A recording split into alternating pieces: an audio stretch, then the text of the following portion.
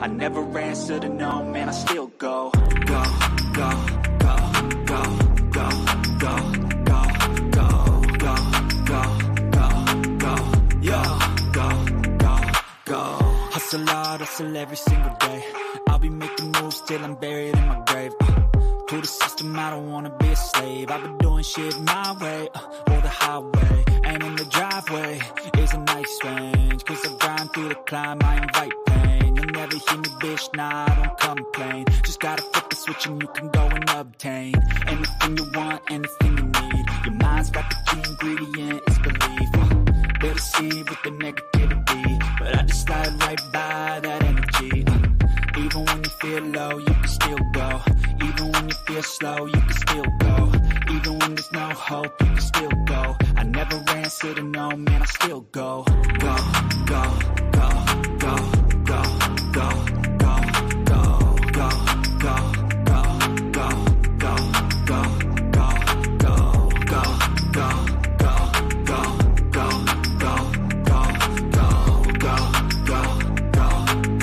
go, go, go. You got a mind, but even that could change. You could flip the gray matter like some batter in your brain.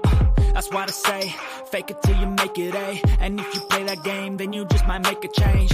Rearrange all the bad to okay. Take the worst thoughts saying, turn them to a game. Take the best thoughts saying, put them on display. On repeat in your brain till you're feeling no more pain. Never slow yourself down, you can do some more. Push past all the pain and you'll find a door. Open it up and finally explore everything that you thought you could never do before. And even when you feel low, you can still go. Even when you feel slow, you can still go. Even when there's no hope, you can still go. I never answer to no, man, I still go. Go, go, go, go, go, go, go, go, go, go, go, go, go, go, go, go, go. Even when you feel low, you can still go. Even when you feel slow, you can still go. Even when there's no hope, you can still go. I never answer to no, man, I still go. Even when you feel low, you can still go. Even when you feel slow, you can still go. Even when there's no hope, you can still go. I never answer to no, man, I still go. Go, go, go, go, go, go, go, go, go, go, go, go, go, go. Hustle hard, hustle every single day. I'll be making moves till I'm buried in my grave.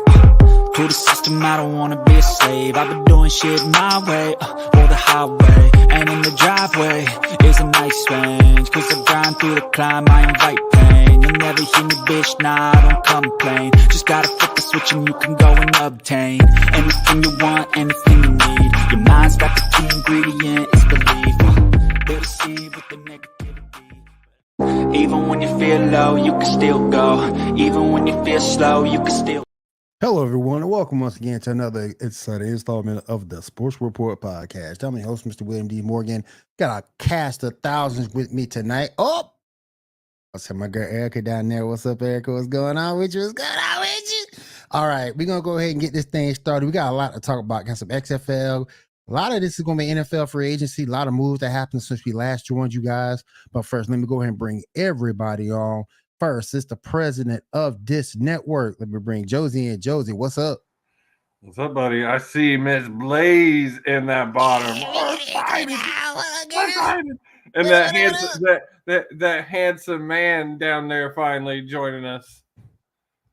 Man, they try to avoid us like a child support check. Come on, man. You should have been with us from the start, man. Let me go ahead and got the guns out tonight, too. Yeah, he does. Yeah, he does. Showing the true meaning of Walmart and trailer parks. All right, let me go ahead and bring in a person who will know more baseball than I ever will, because I mess with too many Asian women. Let me bring 7 in. 7, what's up? Man, what you talking about? Dan got guns. Those are dollar store squirt guns at best. Don't help his ego. is like 4 times the size of his other head, and we don't need it getting any bigger. Just no. He laughed. I think he was really having audio issues. I don't think he heard a word we were saying. I think he was having issues. Yeah, I think he did.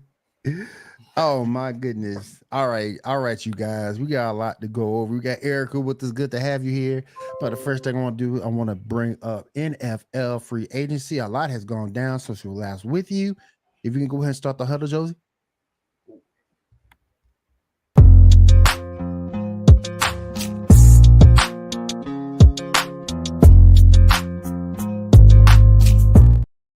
Okay.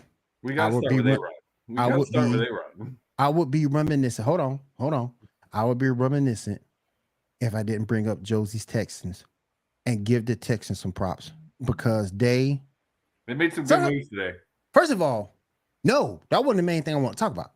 First thing, addition by subtraction. You got rid of Brandon Cooks and his attitude.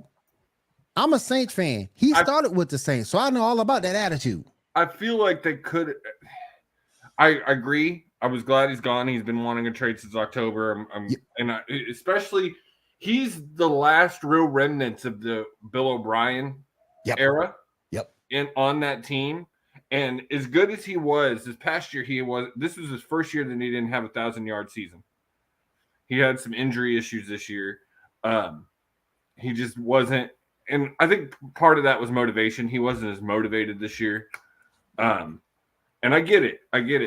You've been through 3 coaches. You went through part of the Deshaun Watson era when we were good. You don't want to be there for a rebuild. I get it.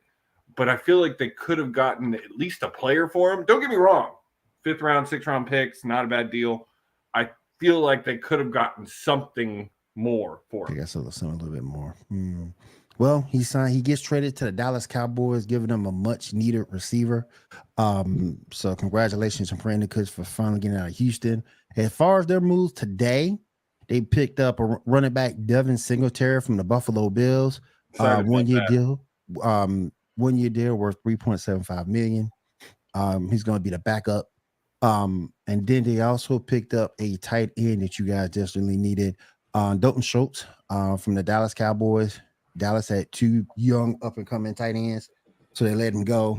And he gets a 1 year, $9 million deal from the Houston Texans. So good move. In general, on the offensive side, targets, especially since I don't know yet who we're going to be drafting. The top 3 are it's jumping every day. We're still too far out of the draft to really have. No one's had their pro day yet. So you don't know. But whoever it is, right now I think it's going to be Keenum, at least this year. I don't expect a lot this year. If we can go 9-8 this year, I'd be ecstatic. Seven, you raised your hand. What's up? Yeah, what's up, Seven? Okay. Brandon Cooks is 1,000-yard a season receiver when he has a full season with a standard quarterback. Agreed. You got fleeced by the Cowboys unless you want to look at the signing of Dalton Schultz as the rest of that return. Because I think the they truth did of it it, knowing because they were getting him. The Dalton Schultz is probably the best piece of what they've done so far to me, because he is a very talented tight end. I don't think Dallas really knew what they were doing when they let him go, because now they have to hope that when up and coming receivers come through, because they got 2 young tight ends. They're putting a lot on Lamb. They're putting a lot on Lamb. Well, they're putting a lot on CeeDee Lamb.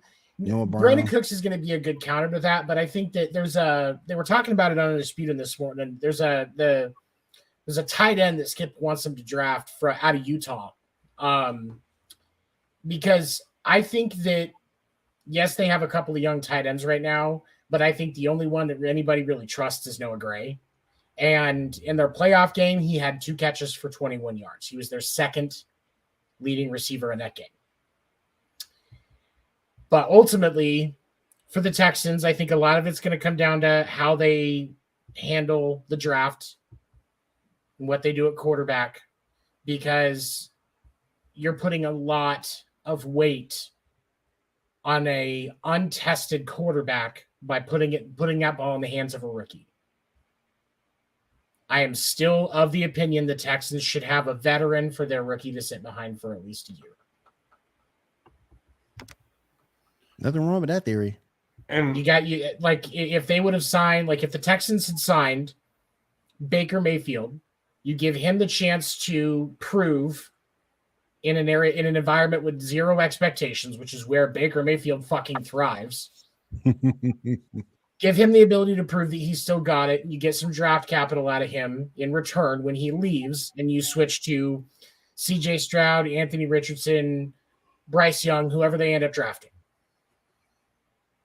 But you give that young guy a chance to learn the speed and the system before throwing him to the wolves.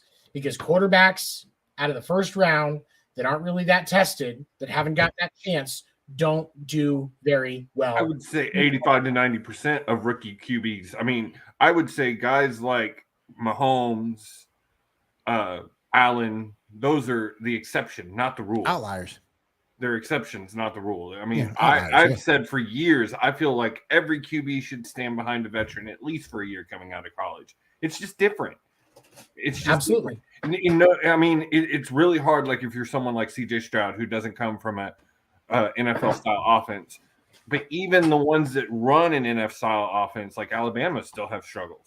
I mean, and then Deshaun struggled his first year coming out of Clemson. And even the colleges that run a pro style offense, it's not at the NFL speed. Even in college game speed, it's not the NFL speed. Right. Any skill position player, okay. Honestly, and really, I think it's the quarterback is the primary one, but I will even go so far as to say the running back and the wide receivers as well. They should not play their rookie season. Yeah. Linemen, defensive tackles, defensive position, stuff like that. Almost every position. Like there's not really pretty much any other position. But your quarterback at least, but wide receivers and running backs as a secondary, should not play their rookie season unless absolutely necessary. You should be signing a veteran to let them learn behind, because even if they're not learning from that veteran, they are still getting more opportunity to catch up to game speed and get their routine right so that their body can last longer and they can be in the NFL for longer. You will get more out of your investment on the back end if you treat it better on the front end. Right. And even Mahomes, who could have probably started his first year, still was behind Smith for a year, and he talks about how much that helped him. Mahomes was not ready to start his first year.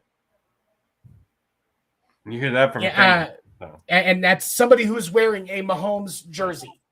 Sorry, listen. That is somebody who's wearing a Mahomes jersey as a Chiefs fan. Mahomes was not ready to start at the start of the season.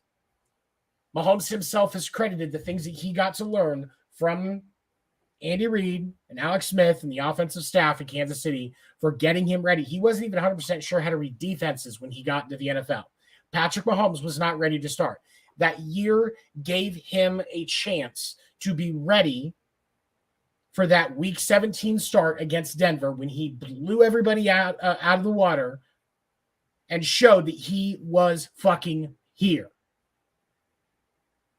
And if more teams paid attention to that, these rookie quarterbacks would not get thrown to the wolves. Well, I heard it. I forget who it was. It might have been on Pat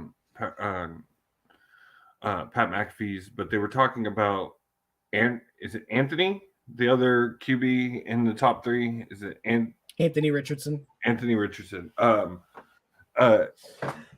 he's not ready to start. But, and it's the same with the running. I think it's a little easier to do this with running backs and receivers to kind of get them reps throughout the season, start integrating them into play throughout the season to where by the end of the season, they're pretty much playing consistently and starting to an Right. extent. It's a little harder to do that with a quarterback, but with a guy like Richardson, I think Young, Stroud, all those guys by week 10, 11, 12, they're not starting, but they're playing 30, 40, maybe 50% of the snaps, really getting that feel. And at that point, you kind of get to see where they're at, how they're doing. Are they coming along? Are you seeing progression? It's the problem with a quarterback and working them in and playing partial snaps during the season is a team wants to prepare with the quarterback that they plan to use for that entire game, because that gets them in the scheme. Right. It gets it gives them the scheme that they plan to use and everything like that. Everything's where it should be. So the quarterback, it's really hard to integrate like you said, with a wide receiver or running back. That's why I go back to rookie quarterbacks should not start. It should not be a thing. Every coach that does that sets their guy up for failure more times than not.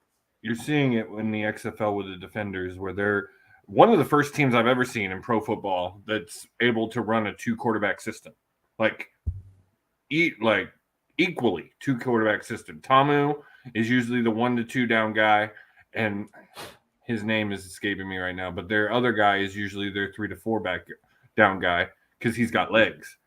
And like, even when you listen to him in interviews, like, they kind of just play off each other and just constantly. And that's really hard to do. A 2 running back system is way easier to run than a 2 quarterback system, because it's the general on the field, and it's hard to have 2 generals.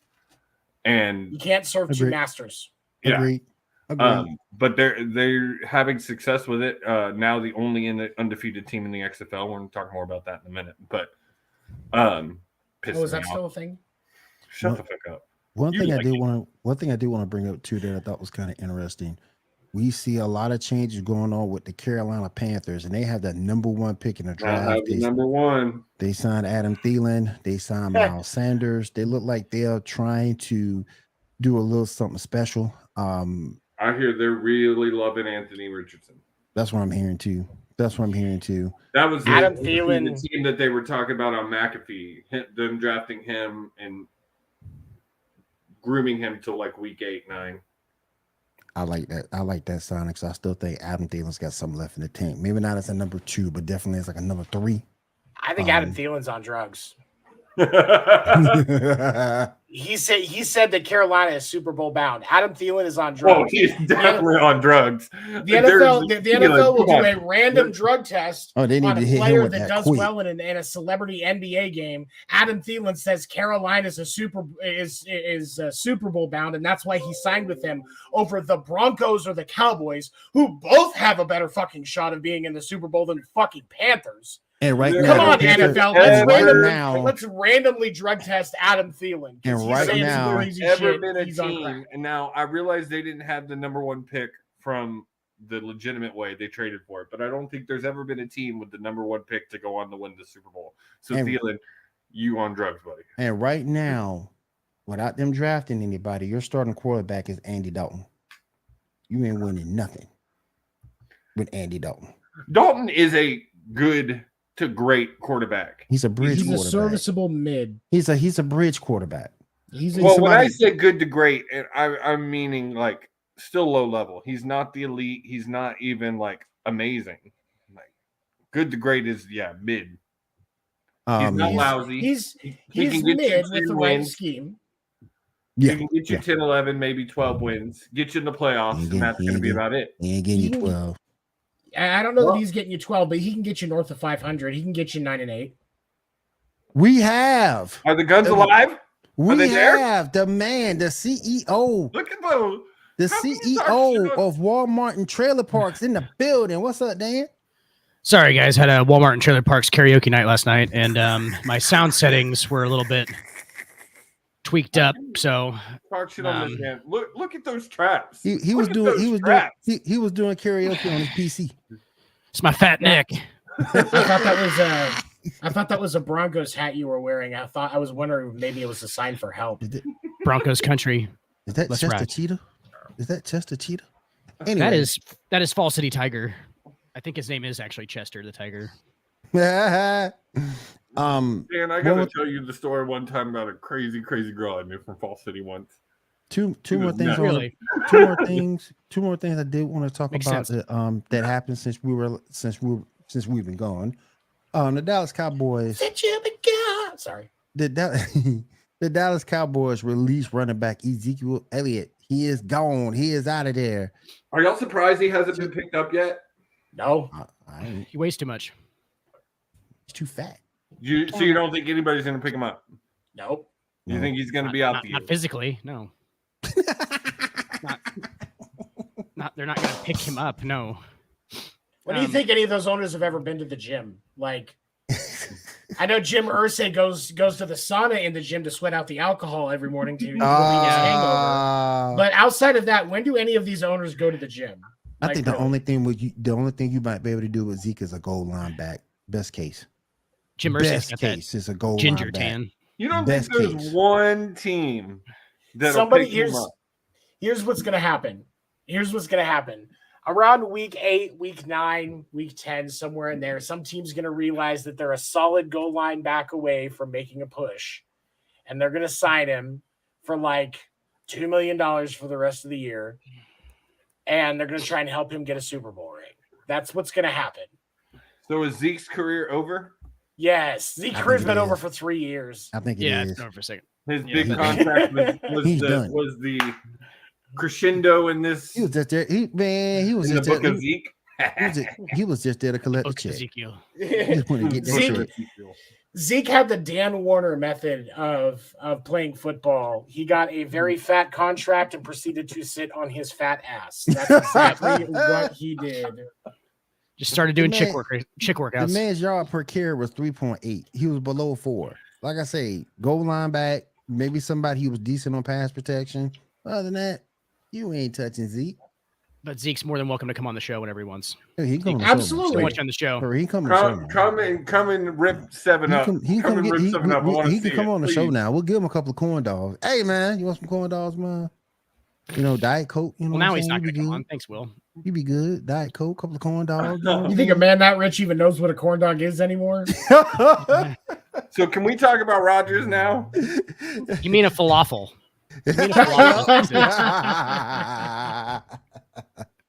All right, let's go ahead and head to the Aaron Rodgers situation. The saga. So who watched McAfee? He Who watched messing the up, interview? man. I thought there was an. I didn't watch it. I didn't there was watch an it. intro coming there. He messing up. He gonna be just like Brett. He gonna go there. No. But it doesn't sound. He gonna go okay, there. this is my thing. The thing is when they asked Brett to step away, Brett had seen a downgrade. You had seen. This is still a guy that's coming off 2 MVP seasons.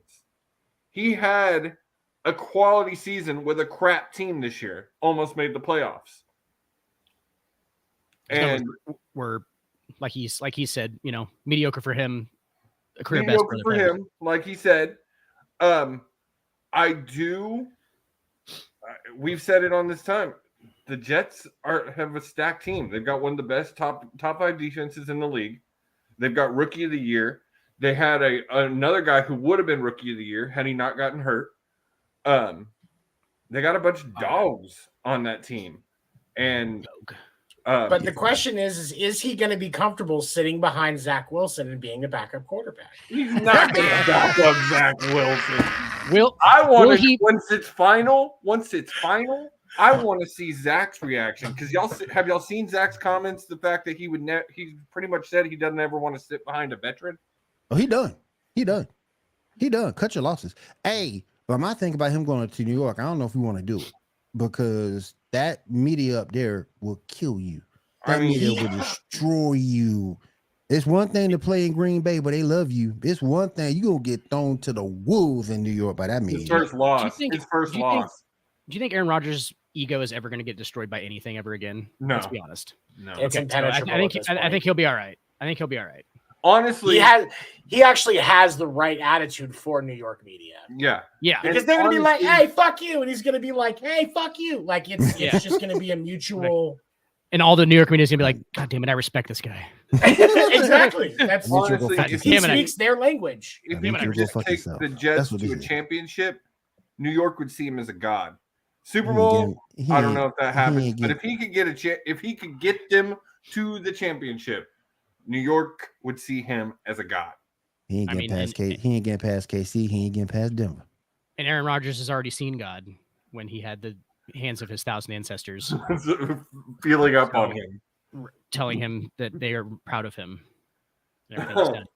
So- But the interview was interesting, and what I was saying though is, really, it sounds like he would have retired had Green Bay just told him, "Hey, we're ready to move on." And you've seen this a couple of times with Rodgers. He really just wants transparency. He wants people to tell him straight up and not beat around the bush. And Green Bay did that again with him, which they've already done once before. So I Hold on. don't blame. Did they though? Can we just appreciate the irony for a second of Aaron immunized Rodgers wanting transparency?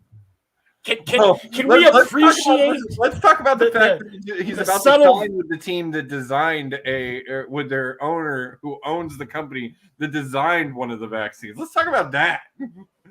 Hey, real quick. We got some breaking news. I think I just found some breaking news. Hold on 1 second.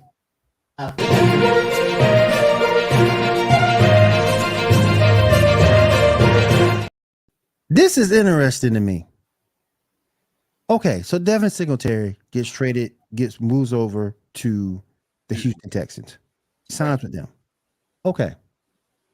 For some reason, the Patriots just moved Damian Harris over to the Buffalo Bills.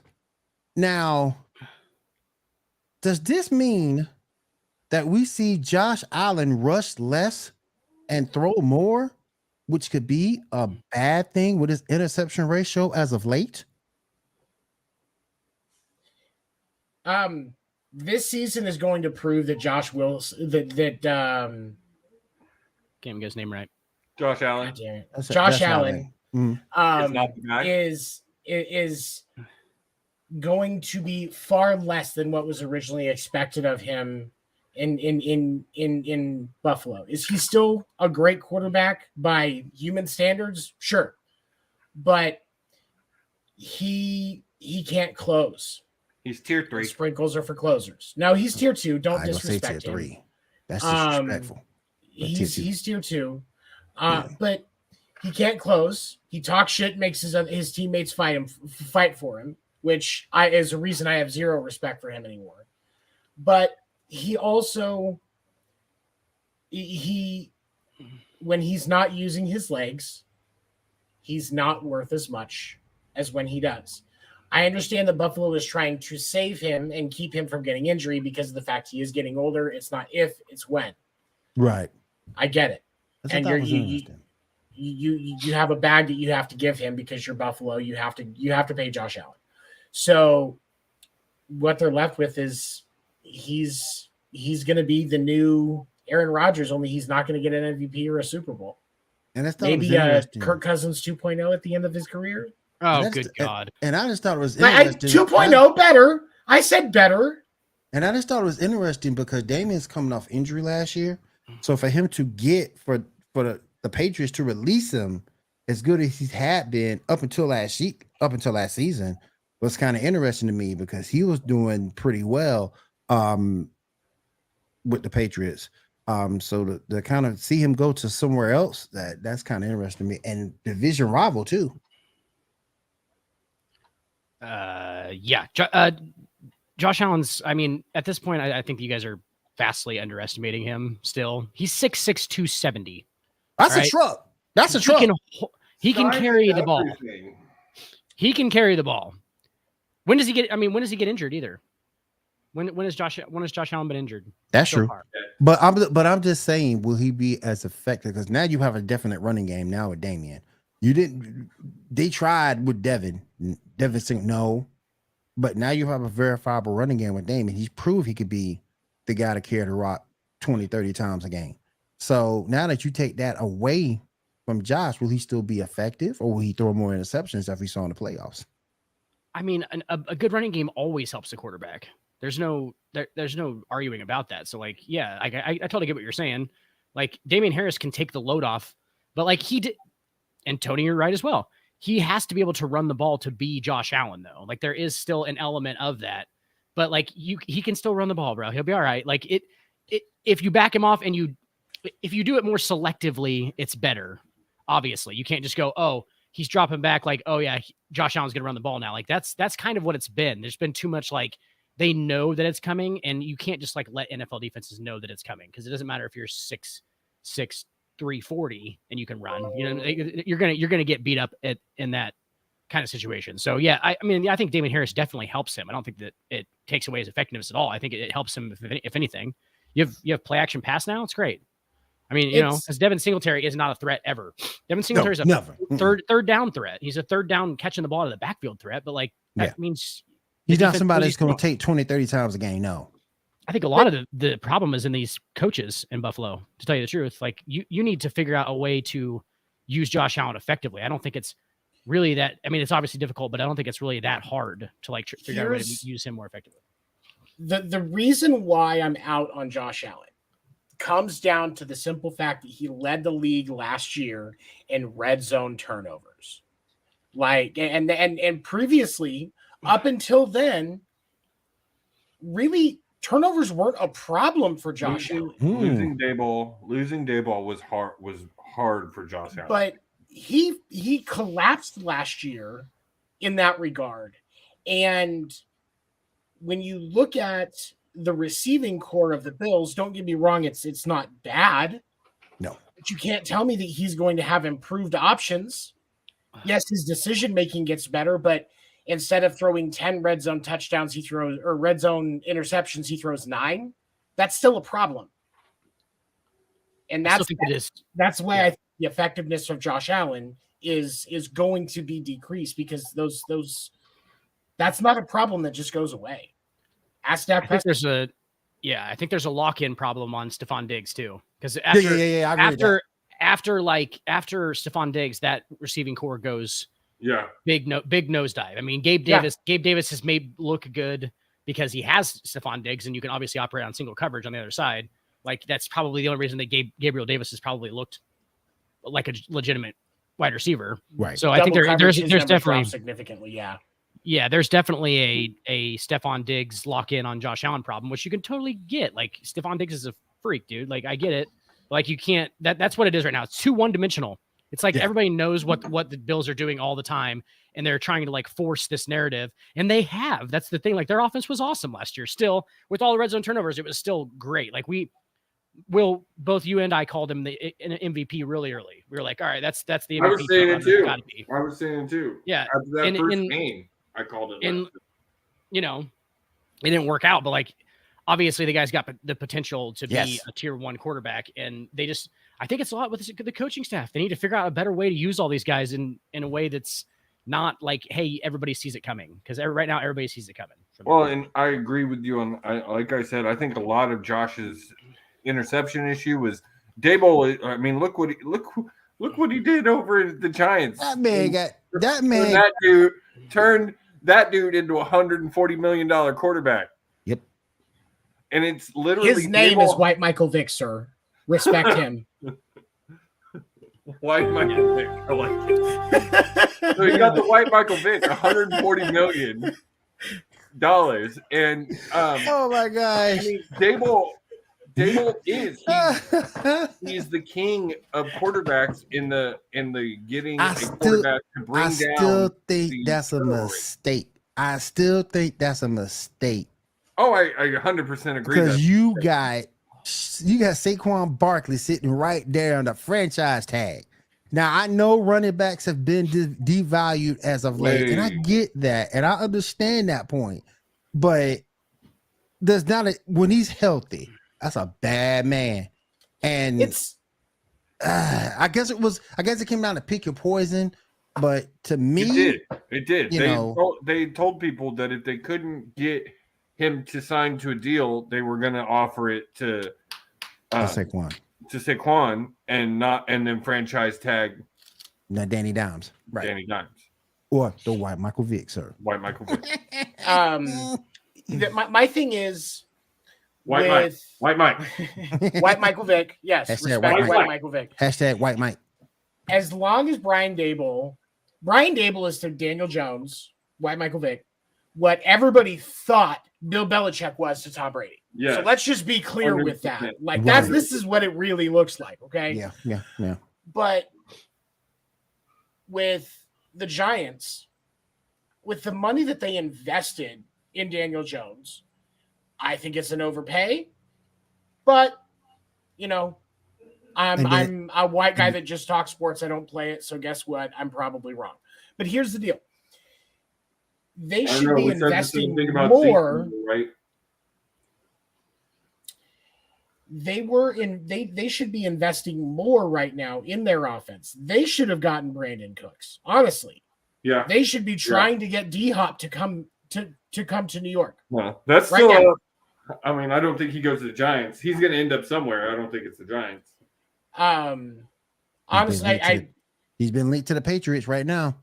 He's been linked to the Patriots. Kansas City's a couple of Kansas City people have tried to recruit him, including MVS and Christian Okoye. Miami. So D-Hop's going to go somewhere interesting. I think that's going to be the big deal of this week will be D-Hop's and OBJ's. I think both of them. I think. Oh, did you see what he's wanting? $20 million a year. He'll get it. I think he's definitely going to get it. I think it won't be a Super Bowl contender, but he'll get it. I think Dallas, the Jets. I heard Rodgers wants him. On the Jets. The Jets won't do it. As much money as they're going to have to get because they're going to give Rodgers $60 million. They're not giving. They already signed one of his wish list guys. So Lazard. Oh, and let's not forget what the Giants also did. They basically pretty much signed Darren Waller. So you pretty much trade Kadarius Toney for Darren Waller in this deal. So that's going to be a big help for them if Darren can stay healthy. What do y'all think of Baker going to Tampa? I ain't picking no Tampa Bay wide receiver on my fantasy team. I ain't messing with him. Nope. Not doing it. Hey, nope. Come on. Nope, Mike Evans will get you a point a game. Nope. Mess with Mike Evans. If it's PPR. If it's PPR, maybe. But standard, I ain't mess with no Tampa Bay wide receiver. you just put Mike Evans as your flex receiver. And then once every 3 weeks, he'll get you 15 points. 14 catches for 11 yards. I ain't messing with no I did want to say fantasy. Here's the thing. I think this season, this year and possibly next year, depending on how things go in Tampa, is going to be really impactful for if Baker's going to have a late resurgence in his career. Agreed. Obviously, he's one of few number one picks to not go on to a second contract with their team. He's one of few number one picks that hasn't, that hasn't really made an impact. But he's also just he's gone through a lot of changes. Like I can see the reasons why Skip defends Baker. I don't think I wouldn't defend Baker as aggressively as Skip does because play for the Browns for one. Yeah, he's now going to be on his fifth coach in 5 years. Like, you got the kid's been through some shit, but I think that he can finish his career above Ryan Fitzpatrick, but I don't think much higher if he gets it right. I feel like the issue with Baker's always been that Baker goes so Baker's a starting quarterback in the NFL. We can probably absolutely we can all establish that, right? Mm-hmm. Baker's a good starting quarterback in the NFL when he's going 120%. Like when he's out there just every play has to be max effort from that dude to make him an above average quarterback. His first game in LA this past season. That first game in LA. There, exactly. Like, and he loves the underdog type of role. So like, he's never going to be that guy that comes in. Like if he goes out and has a great year this year and they come back and go, oh, Tampa for 2025 is going to be the best team. And they're going to NFC title game. It's going to fail because you can stack up on Baker Mayfield and NFL teams are going to kill him. It's when he gets like that little. You just give him a little bit of room. Give him a little fuck up at all, and he'll take advantage of it because he's very timely. He's very he takes advantage of things. He's got chip on his shoulder. I get it, but you can't have a quarterback that needs to go 120% all the time. There's you just can't. Every play can't be max effort to get you to be an above average quarterback. You know what I'm saying? Let me ask you a question. I wonder if one thing. I'm just going to throw this out there, and then you go. Well, I wonder if Bruce Arians being a part of that organization will help Baker Mayfield, because Bruce Arians has done wonders with some quarterbacks. That's true. It really could. And so I think that could be a very positive thing. He made Jameis Winston 30 for 30. What if I told you that Jameis Winston will throw 30 interceptions? I believe 30 for 30. I believe it. 30 for 30. He did it. 30 for 30. 5,000 yards for 30 for 30. Let me ask you a question. Let me ask y'all a question real quick. Who y'all taking? Second Cousins or Baker Mayfield? What if I told you I would take Baker Mayfield? Hell no. There's one time I'm taking second Cousins. I can't. Well, I mean, that's apparently that's a step away from taking Josh Allen at this point. I mean, yeah, that's true. Here's the thing. I think who I would take on that, just blind, I'm taking second Cousins. But my thing is with Baker, it depends on the coach, because obviously McVay proved last year that if you have the right scheme, he gets some out of him. You can get something out of Baker. So if it's a scheme that's actually designed around Baker's strengths and the right players, I'd take Baker. But just in general, Cousins. Can I pick one of Kirk's cousins over Baker Mayfield? Oh, man. I did want, before we move on, I wanted to ask, what did y'all think of the fact that it seemed like the guys getting the most money this year were O-line? That makes sense though, because you got to protect your blind spot. It was a high market for O-line. Yeah, you got to protect. You got to protect these quarterbacks, particularly left tackles, left guards. Hell yeah. Because the league, I think the league is starting to take a position. I was going to mention this earlier when we were talking about running backs. I think the league is going to start taking a position where because of the availability of running backs and wide receivers in the market, if it's not working, like those old early 2000s Kias, you get to 100,000 miles, you just crumple them up, throw them away, get you a new one. It's the same thing, because it's the things that we demand out of running backs is very high, and there is a wide market of individuals available. But it's also because of the fact that you have today's game being more pass oriented, you can be more selective on your running backs because you know exactly what situations you're going to be using them in. Whereas 20 years ago, you needed somebody that was bigger and could push through contact, because that's how you got a large chunk of your yards. It's not like that no more. Let me ask you a question. Speaking of linemen, you think Orlando Brown's going to do well in Cincinnati? Yes. I think he's a fucking idiot.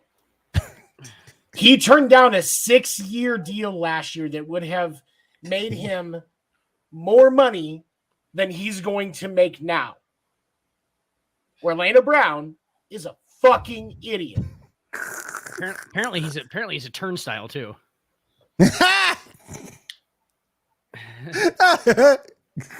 Front office of Bengals told Joe Burrow, hey, I saw you like getting sacked because you get sacked so much, so we got somebody that can help you get sacked even more.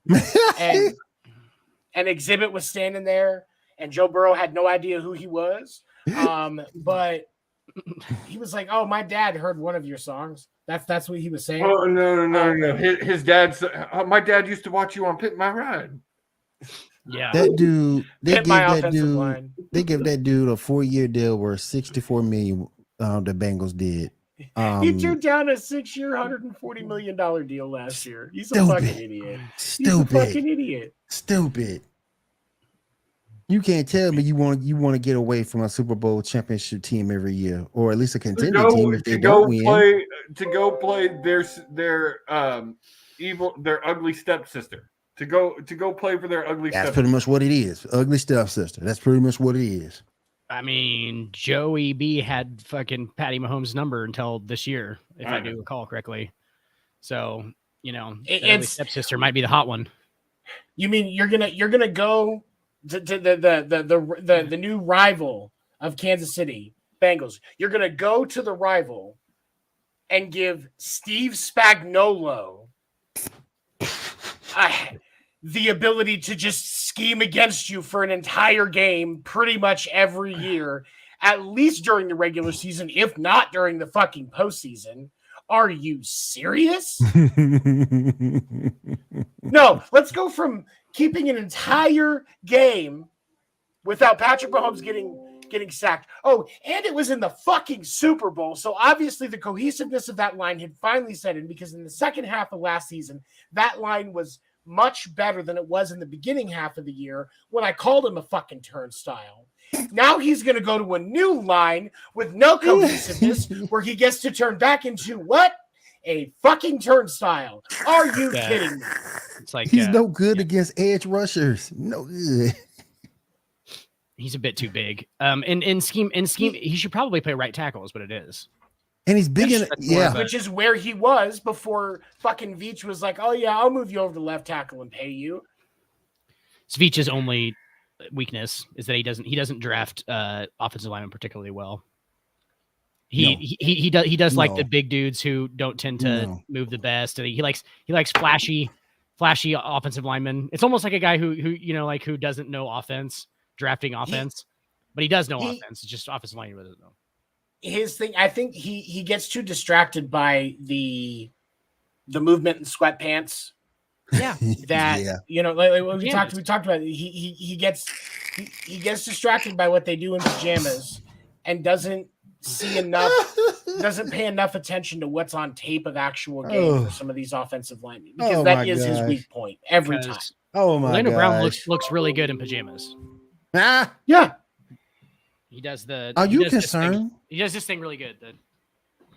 Oh yeah. That thing. 7. Are you concerned about some of these moves the Chiefs or I should say defections? You see Juju leave to go to the Patriots. You see Orlando Brown leave to go to the Bengals. Are you concerned with some of these defections? They wanted a Super Bowl ring. Now they want to get paid. Because here's the thing: most people are not going to Kansas City to get paid. Kansas City is not going, because everybody was freaking out about the Mahomes deal. Everybody knows now that deal was so goddamn team friendly, and he's still just restructured again to give them more money. You're not going to go to Kansas City and get paid. They're not going to pay. No, I think this is people. I'm sorry, Sam. Go ahead. Brett Veach is playing an NFL version of Moneyball with most of this team. He looks there are certain important positions where he prioritizes and makes sure that they are getting a higher amount. But everybody else, it's what can you get for the best value for that position. You don't see Kansas City resetting the market on fucking anybody except for quarterbacks and defensive tackles. Brett Veach. 7. Brett Veach reminds me of how Jim Crane operates with the Astros. No long-term deals, not a lot of money. Like he doesn't do that stuff. And really, people come to the Chiefs to get that ring, to get to the paycheck. The ring equals money. Doesn't matter how much they know they're going to make more as a Super Bowl winner after they leave Kansas City. It really doesn't even matter how much you were involved in that ring. If you're on a Super Bowl winning team, even if you were the backup to the backup, it's still going to get you a little bit more money on your next contract. Yeah, your agent has an ace in the hole all the time. Oh yeah. And that's the thing, is there's some guys that are and I think a lot of these guys, like you can see, like with Juju versus MVS. MVS quickly bought into the culture in Kansas City, and I think he realized that there are things that make Kansas City successful that if you buy in, you will stay successful. MVS wants to be in the Hall of Fame, and while there are Hall of Fame caliber potential out of his talent, up until he went to Kansas City, he wasn't quite there. Now he's bought in because he knows that he's definitely over that hump. Wait, real quick. I Did you said just say that quite. Marquez Valdez Scantling is even had Hall of Fame talent at the beginning for and whose Before universe? the talent was there. I understand the production wasn't there for various reasons, but the talent was there the whole time because you Really? would see flashes of it in his Hall of Fame results. talent.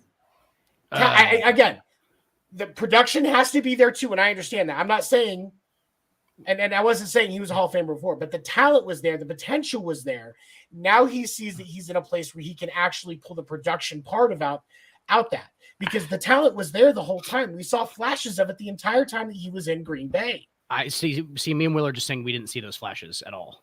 I never saw. I did. There were times I really liked what I saw. I think if we would have saw those flashes, I don't think Green Bay lets him go. Because Green Bay could have been the first team to sign him if they would have saw those same flashes, but they didn't. So that's my issue. I'm not saying he's not a good player because he's a good player. I just don't look at him as that caliber. I think he's good. He's like the Boston Red. He's like, no, I take that back. Yes, use the Boston Red Sox one. Oh, I swear to God, the Hall of the very good. Okay, that's what I think. The Hall of the very good. I liked the MVS signing because of the fact that I felt he was one of those, like kind of like we talked about earlier, where there wasn't a good scheme fit, wasn't a good coaching fit, but they're decent player. This MVS has bought in, and this is where he's going to shine is in Kansas City. And I think that's why he's successful because he's going to be the one next year. Kadarius Toney will be the two, depending on if they bring anybody else in. Oh, it's but so Rudy, how you doing, man? Good to have you. I like him there. I don't think Mecole Hardman's coming back. That's one that I am kind of sad about. But I think it's just there's so many times where going on with that sound. It's my computer. Oh. There's so many times where Mecole Hardman had the opportunity to really show his true talent and did sometimes. But I think honestly, Mecole Hardman is it's not quite his right spot. I think there's going to be a team that's going to sign him and he's going to flourish. I still think he's a talented receiver. I just don't think Kansas City's the I don't think it's for some reason it's just not right. But MVS is going to be a really good number one for Kansas City. I think he's going to do really, really well. I'm not sure how I feel about them signing another right tackle to move to left tackle. I know we kind of talked about that last week. I'm still not 100% sold on it, probably because of how things went with Orlando Brown Jr. But hopefully this time, this will tell me if Brett has learned from his mistakes. I guess that's what I'd say about that. On the MVS thing, real quick, the only thing about that is like you had Aaron Rodgers before, and then you go and have Patrick Mahomes, and you've never put up 1,000 yards in a season, right? Right, and like I said, this is the production has to happen. What's up, again, man? and that's key.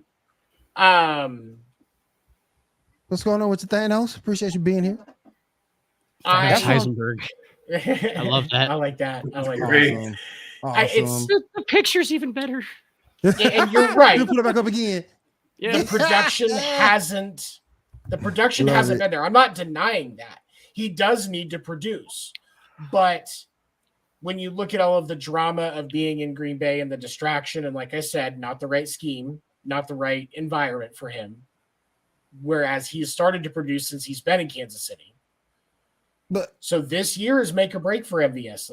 Let's call that what it is. Honestly, like that's honestly what it is for him. Because if he does produce, we have to put some respect on the kid's name.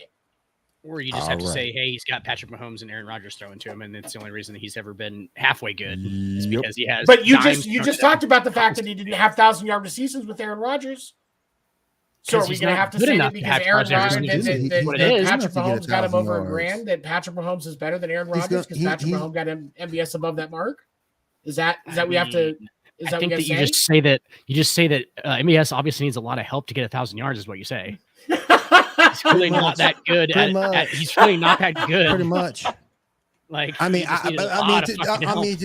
to completely be honest, I thought we'll see more of Sky Moore. Yes. Than what yeah. It's. I mean, you know, that all depends. Kansas City and that running back by committee, you never know what you're going to get because we thought we were going to see a lot of Clyde Edwards-Helaire, and he's probably not even going to be in a Kansas City Chiefs uniform next year. Oh, Isaac Pacheco is the number one running back. Hell yeah, he is. And you got McKinnon right behind him. Just nasty. And you got McKinnon right behind him, just killing it. But that's the thing. Third down. Yep. Sky Moore is probably your number 3. Sky Moore is realistically your number 3. Wide receiver? And then wide receiver. Need to be a 2. Probably, yeah. I mean, or just that gadget guy. I mean, he's like that Deebo Samuel gadget guy. Run some end rounds. Yeah. Which isn't a bad use for him. But when you've got Isaac Pacheco and Jerick McKinnon in the backfield, Sky Moore is your wildcat. Yeah, he's not gonna. I mean, he's not. Yeah, he's not going to get conventional carries. Right. But his speed opposite Kadarius Toney, especially when you're trying to play the middle of the field in that offense that they do with a lot more dink and dunk than deep balls now, it's a perfect combination because you still got quickness and great route running out of Sky Moore.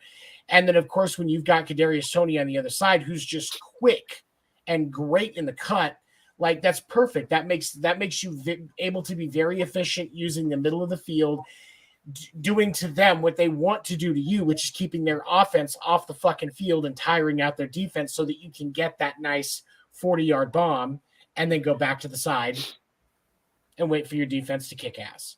Last thing on the Chiefs, Will. That's the last thing I'm saying. Sure, go ahead, because I want to move into the basketball.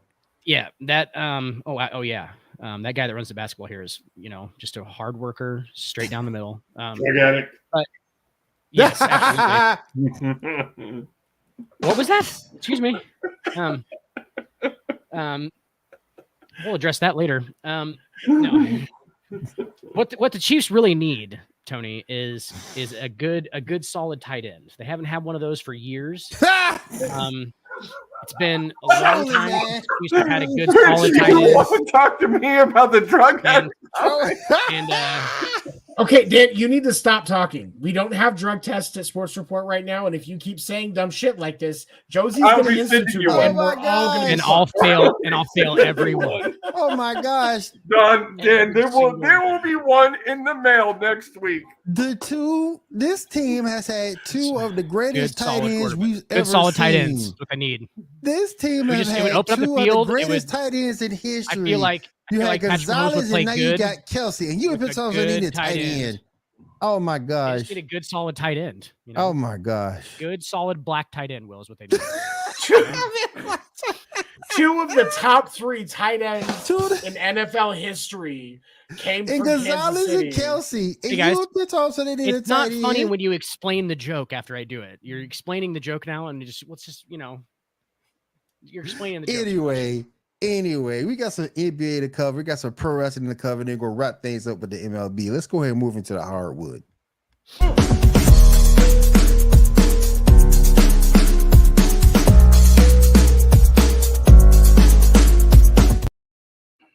Okay, Dan, I got a question.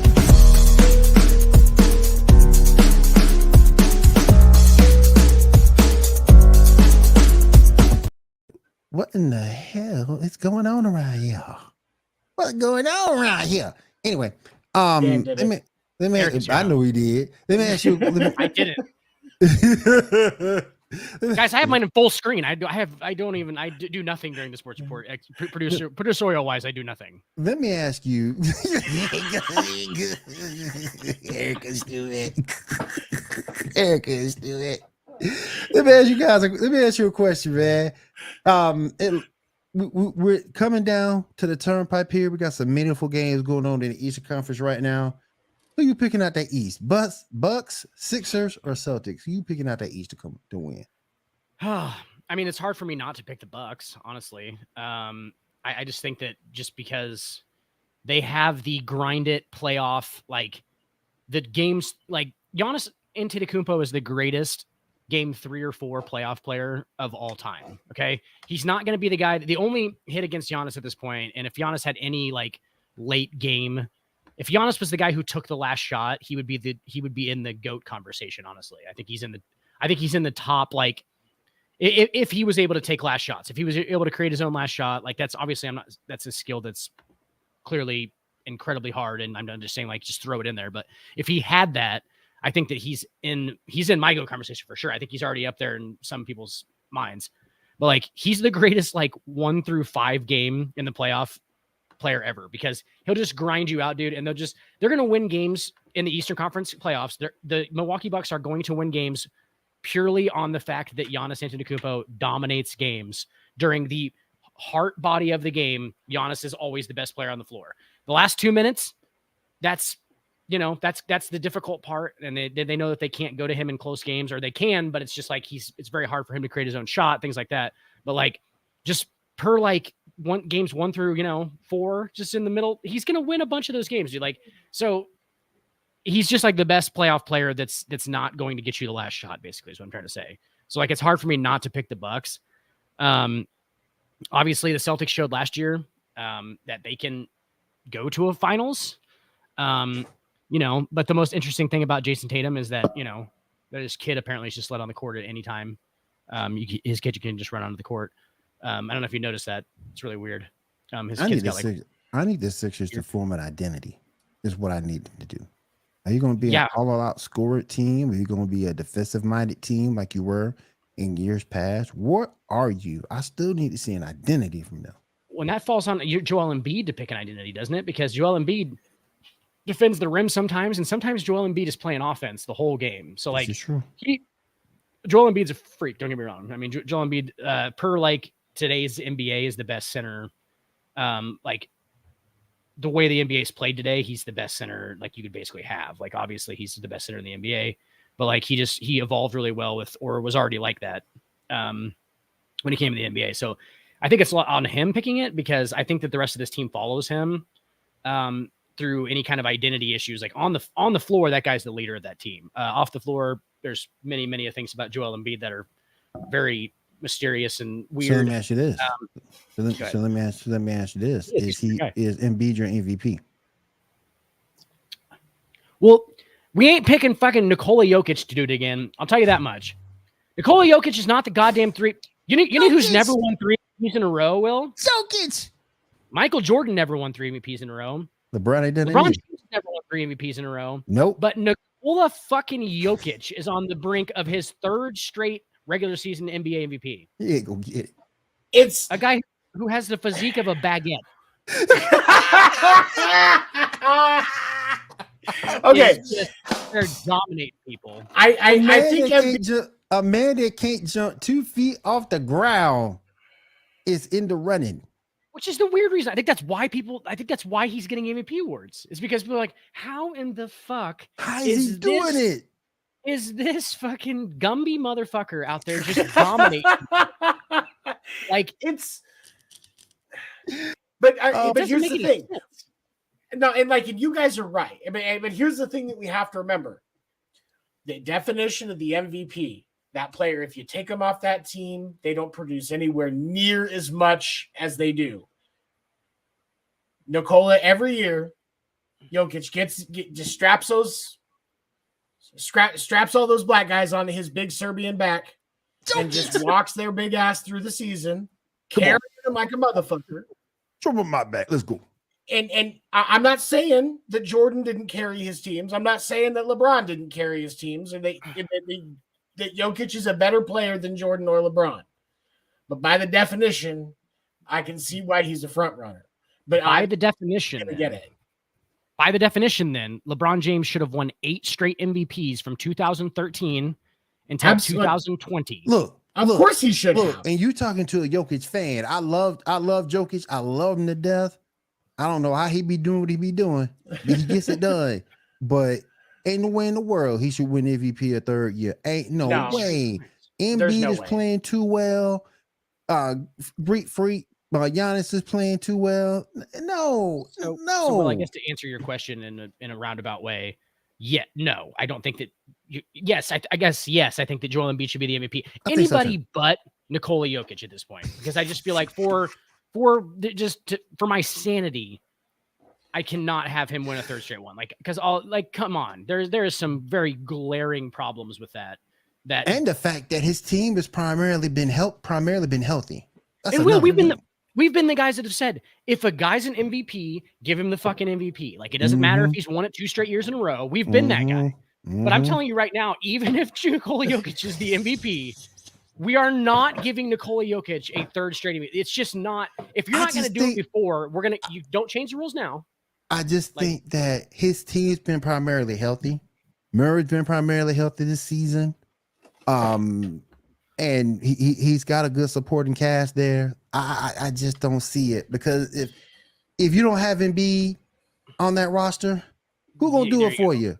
Who gonna do it for you? Honey Bun Harden with Maxey? Nah. Look at Giannis. Look at the Bucks roster, dude. Without Giannis, what is the Bucks roster? Well, the Bucks is different. The Bucks is different because they got a bench.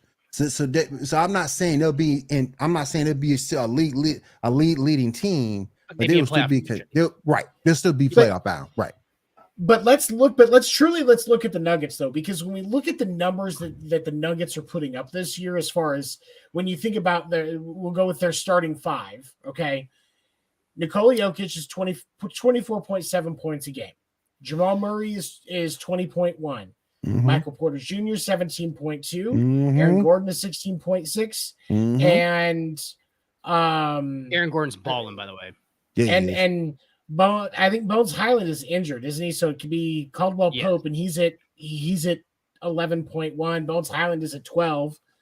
Bruce Brown is averaging almost 11. Like, they're getting results this year that they didn't last year. So I think that gives you the ability to make it easier to say, okay, it's all right if we look at some of these other teams, and because of course, without Giannis, I don't think the Bucks do as well as they're doing.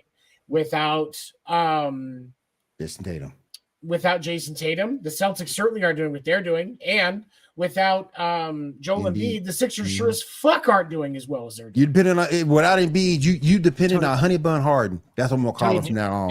Honey Bun Harden. Do me a favor, Honey Bun Harden. I like that. Do me a favor and look up what the Nuggets' defensive efficiency is this year, because I know it's at the bottom. I know it's towards the bottom of the league, but I think that Jokic benefits so much from the fact that the Nuggets, just in every game, you just know it's going to be a shootout. Like, at the very beginning of it, you might as well just chalk it up that game's 128-125. And Jokic is going to feed off of those things. That's where those statistics come from. That's where they're talking about all these metrics where the metrics and the analytics literally say that Nikola Jokic is the greatest power forward to ever play the game. There's not like he is the greatest power forward ever. Well, analytically, it's amazing from what he's doing. But I'm looking at the Denver Nuggets team. They're seventh in points per game at 116.6. They're 19th in rebounding, which is probably their only weakness at 42.8. Assists per game, they're second at 29.3. Opponents' points per game, like we talked about. Defensive efficiency, they're at 112. They're at 112.9. So they're in shootouts. Where's that at? Look at their field goal. Their field goal at, like, now percentage, though. Where's that defensive efficiency? Like, is it 30th? Is it 25th? It's pretty low, right? It's not that 112 points a game can't be like that high. It's got to be at least in the 20s. No, they're at 116 points a game is what they're allowing. 116.6. Okay, 116. Okay, because I have it 112.9. Okay, at 13th at 112.9. Okay. Yeah, it's 116.6 according to StatMuse. So So they average at 116 points a game, which puts them 7th in the league for that stat. So, but look at the field goal made percentage for them for what they've allowed, basically 50.9%. Jesus, that's terrible. That is terrible. Ain't nobody playing defense. But here's the thing. Now to their credit though, most of it is in the paint because they're only giving up an average of 12 threes a game, 12.1 threes a game. So from a oh wait, no, hold on. Wait a minute. No, this is offensive numbers. Shit. I was looking at this is supposed to be defensive. I was gonna say 12 threes a game is pretty good. That's decent. I mean, they take a lot of threes though. Like everybody takes a lot of threes at this point, but yeah, they take 31 threes a game. I mean, look at that starting lineup just to start a game though. You're looking at Jokic, Aaron Gordon. Those are your two bigs. But see, there's not a whole lot of rim protection going on there. I mean, Aaron Gordon could protect the rim, but that's not really how he plays. Right. Jokic definitely ain't protecting the rim with his 8-inch vertical. There's not a whole lot going on there. So like people are like anybody who's got like if it turns out to be the Nuggets and the Sixers in the finals, Joel Embiid's gonna fucking kill them. He's going to absolutely obliterate them. Like I don't know who even guards. They're going to put Aaron Gordon on him, and that's a good matchup. I mean, that's their best matchup they can put on him. And I love Aaron Gordon as a defender, but Aaron Gordon's more of like Aaron Gordon can defend 1 through 5 basically. Aaron Gordon can defend almost every position on the court. He's so agile and stuff. They'll stop Honeyburn Harden though. They'll stop Honeyburn Harden. Absolutely. They'll stop him. They'll stop him. He built like a honey bun. They'll stop him. Now I just get like a picture of like James Harden with like a little bit of honey bun stuck in his beard, just like a little, like just like the iced part is just like hanging there. That's what he is. Well, he's in practice, and there's a piece with the fat suit on. Hey, with the walking fat suit on. With the walking fat suit on. They have to pull his little bit of honey bun out of his beard. It's a lot of syrup. Yep. Honey bun hard, boy. Yeah, honey bun. Either he's gonna not produce or get hurt. One of the two. I'm so out on James Harden right now, and I shouldn't be, but yeah, I mean, it just seems like he's one of those guys who takes the points that he can get outside of winning. Do you know what I'm saying? Right. Like that's what it seems like all the time. It's what it's always seemed like. Is like he's more in lieu of winning, he will take the 35 a game that he was getting in Houston. He'll take that. That's what he would rather do, and that's what kind of impression that we get from him. That's why we think that. Yep. So and if you just keep doing that, then I don't know why we would think any different of you, right? I mean, he can be a 3. He can be a 3 on a title team. Yeah, absolutely be a 3 on a title team. Yeah, like yeah. He's at 21 points. Who's Phillies too? Like Will, you made a really good point. Like with the identity, who's Philly as a 2? Like who do they use? Because you have, you have Tyrese Maxey, but like he comes off the bench most of the time. So like Tobias Harris. Tobias Harris is a 3, on a championship team. But like who's your 2? Like who's the second guy that you can really go to and go, oh, they're shutting Joel Embiid. They're just going to take Joel Embiid out of the game. I don't know if the rest of that roster can just because James Harden obviously does not show up in the playoffs. James Harden doesn't show up in the playoffs. So like if you that's your strategy if you go against the Sixers. Oh yeah. The thing is, like, we act like that's easy just to take Joel Embiid out of the game. Not easy to do. If you can take Joel Embiid out of the game, then you have them at a disadvantage. But clearly that's a huge weakness. But clearly those 3 teams are definitely in the running for the Eastern Conference title. We'll see how that plays out. Let me bring Josie back in because I think Josie's ready to play our game. So let me bring Josie back in. Look at Josie. Look at Josie. He's not ready to come back in. Good. Not ready to come back in. Okay, he ain't ready to come. Okay. In the West, what do you got? You have who's we got the Lakers getting to the playoffs or what? They're holding out. They're in the 10th spot right now. What do you got to be? And what do you got to be to be in? Was it 13, 12? 11. 11. Okay. So they're 10th right now, so they might be able to hold that down. Well, it's 12. Yeah, sorry. 11. They might be able to hold that. They might be able to hold that down. So we'll see. But there's definitely some games coming through that they got to win to hold that spot down. It's weird because they almost play like 500 to a little bit over 500 ball when LeBron's not playing. But there's clearly like a ceiling. There's a ceiling level to them. Like people are like, oh, they win a lot more games when LeBron's not playing. I'm like, no, they don't. A, they don't, and B, there's a ceiling to that team. Like Yeah, can they slip into the playoffs without LeBron James? Yes, and it's probably good that he actually, did have the injury there for a second because it's like that probably makes them play better like in the regular season. Honestly, weirdly, I don't know why. But if they But, make, I got a question for you, Dan. So, will he be back if they make play-in? Will he be back? LeBron? Yeah. Yeah, I don't even think he's hurt right now. I think that this is a clear Resting. just precaution. yeah. They're just instead of them saying that he's just So load management. This is like let's give him a little bit of time off before So let he me comes ask you back. He comes back. How far do they make it? It's ironic that also, Josie, that the scoring record gets broken and then LeBron gets injured. But the thing about my Yeah, thing is- I've been thinking that too. I was like, man, he literally just broke the scoring record like a month ago. Now he's hurt. but if He would have been hurt before that But if they win the play-in, if they win the play-in, I believe that they play the first round team, which is the Denver Nuggets. They ain't beating Denver. Whew.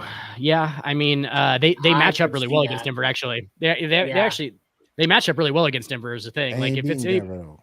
I don't think they will. I don't think they actually, but you don't think LeBron James in the year that he breaks the all-time scoring record isn't going to be 100% in on the playoffs this year? We've seen him carry. I believe he'll be focused. I just don't Yeah. think. I just don't think the Lakers as a team's got enough to beat Denver. It's too many. It's too many variables. Now Denver can mess it up. That Denver can mess it up on their own by keep not playing defense. Clearly, they'll have to. Yeah, They'll particularly on the interior. But yeah, I just don't think they beat What has Denver. Denver ever showed us in the playoffs either, Will? That's true too. What is But you Nikola also Jokic got every time? but you also got to look at the fact that every time Denver gets to the playoffs, they got injuries. True. I mean, And then if they get Murray. Bubble Murray, then fuck. If they get Bubble Jamal Murray, then they'll fucking win the West. He said But- Bubble Murray. Bubble Murray's a fucking freak, dude. That guy that dude was doing everything. Apparently, you just don't put a crowd in the like. If he can play without a crowd, is that Yeah. possible? Can we go without a crowd? And then Bubble Murray. Jamal Murray apparently That's a good becomes one. the best Bubble player in the Murray, West. Bubble Murray, and Bubble Murray. Bubble Murray and Honey Bun Harden. There we go. Before we move off of basketball, we got to talk a little bit about the madness. Anybody's bracket still holding up? I know that's. I didn't even do one, to be honest with you. I didn't do it. There's no perfect brackets left. I know how bad I am at it. After Fotheringham beat number one. Yeah, I would have been like, well, duh. One's over 16s, duh. Purdue being apparently out not too. bad. It was. I expected Purdue to get. I expected Purdue to go down because I knew they were a fraud. There I were knew not Purdue any. was a fraud. ESPN was didn't have any perfect brackets before the end of the first round. Yeah. That's nuts. That's how many. Yeah, that's just crazy. that was the first upset shattered 16 plus million of the 20 million brackets that ESPN had. See, the thing with these brackets that I'm learning, people are not taking account for parity. That's what they're not taking account for. That's Well, how and you these figure, number- I mean, you figure one at least like, girl that never watches basketball in some like office pool would have been like, oh, I like William and Mary's logo more That's than the number last one. time- Yep. I figured somebody would have done that. perfect bracket, which Yep. was what 3, 4, 5 years ago. That's 5 what years ago. happened.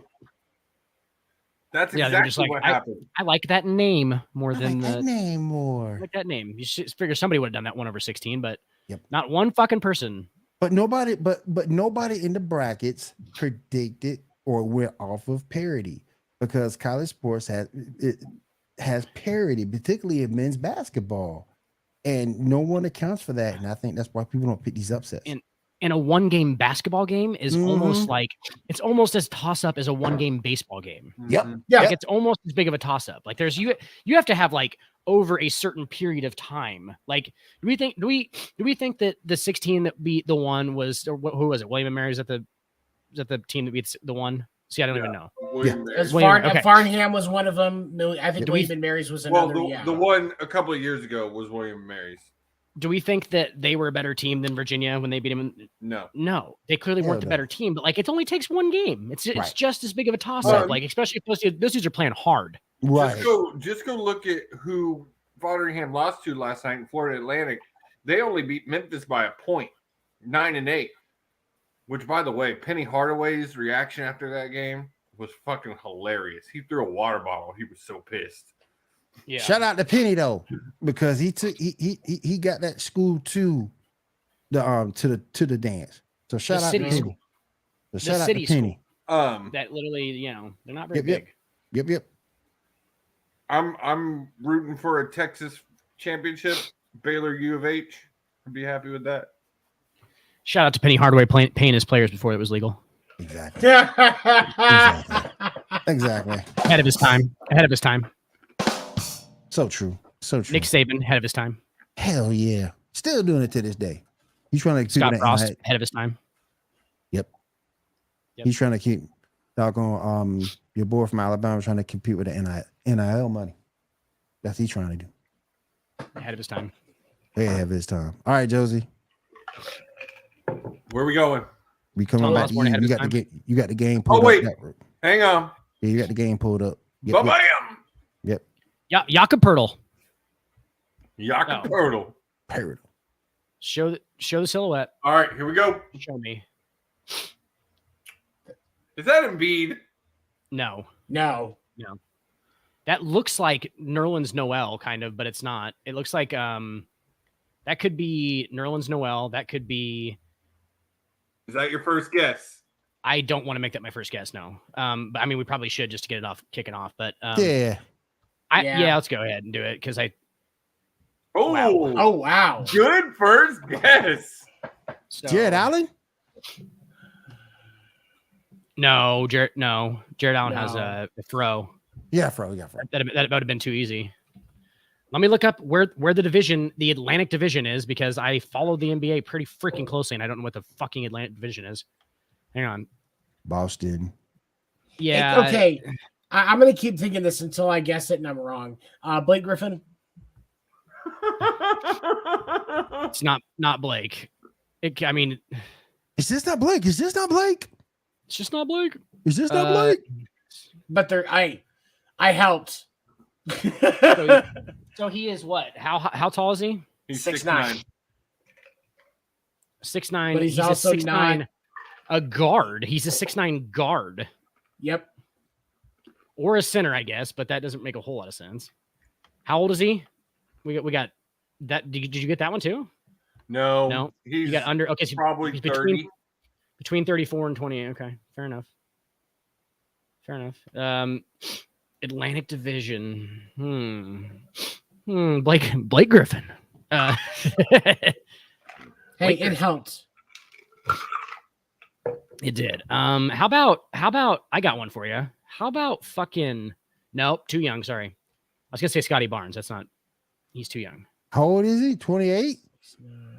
He's somewhere in the middle there, yeah. Between 28 and 34. Well, he's 2 years within 28, so 30. Probably 29 Rick or 30. Lopez? No. The yellow on He's 28 too old. means Too he's old. within 2 years of that age going up. He too old. So he's He too 29 old. or 30. He too old. And he's 6'9", you're saying. Mm-hmm. Okay.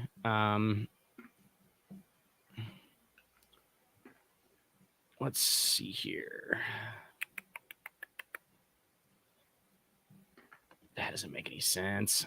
Yeah, right. I know, right? So let me see that. Okay, that's silhouette. I see it. Yeah.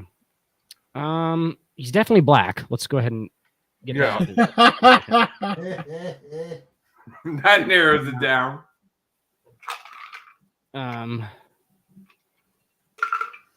Is that oh god, well that's not that nope, that doesn't work. Wait a minute. Raptors, what is his name? OJ Anunoby, Chris Boucher. Chris Boucher. Yeah, Chris Boucher. Yeah, let's guess Chris Boucher. I don't think it is, but Oh, There it is. bam, there you go. Seven See? There you with go. the Good win. one. Good call. Good call. Good one. Good call. He cheated. Good call. Who cares? He got it. 100%. He said, "Who cares?" Who cares? He got it. That's all that matters. Yeah, no, I saw Chris Boucher and I was like, all right, but I thought Chris Boucher was too young, but Good one, Seven. apparently- Good one. Good one, Seven. Good one. All right, let's go ahead and move on over to the world of pro wrestling with Josie's Fight Night. Let's go. Seven's really good at cheating.